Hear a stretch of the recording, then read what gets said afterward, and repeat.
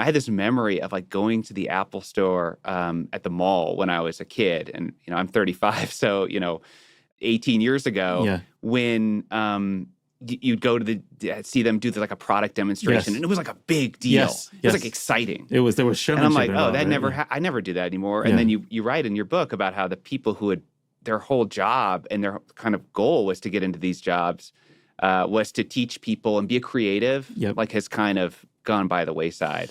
Yeah, so you're exactly right. So when Steve Jobs started the Apple Store in 2001, the whole idea was to be kind of like missionaries for the Apple religion, basically. And so he wanted people who were very knowledgeable. They spent a lot of money on training them. They recruited at colleges. They very much wanted college grads. They gave them generous benefits. Again, Tim Cook takes over in 2011, just before Steve Jobs passes away.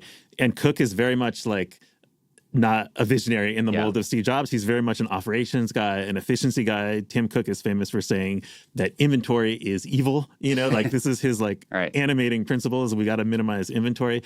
And so Tim Cook comes in and he sets about trying to make Apple kind of less like this sort of evangelizing missionary type place to just like a retail store, and there are a few false starts here and there. He initially installs this guy named John Browett, who had been a British electronics executive, and Browett is even too Tim Cook-like for Tim Cook, and the stores kind of revolt.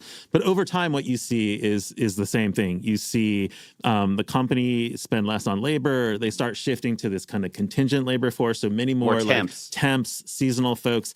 And then there's, as you say, there's this position called a creative, which was a very sought after, high status position under Jobs. They used to lead these kind of one-on-one coaching sessions. So if you brought in your Mac or your phone and you wanted to know how to edit video or edit audio, this creative would kind of talk you through that. And you could, for $99 a year, you could have unlimited 1-hour sessions with a creative.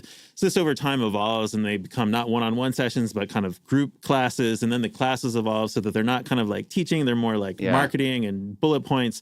And then after the pandemic, they get rid of the classes altogether and then they bring it back and they're just way fewer classes.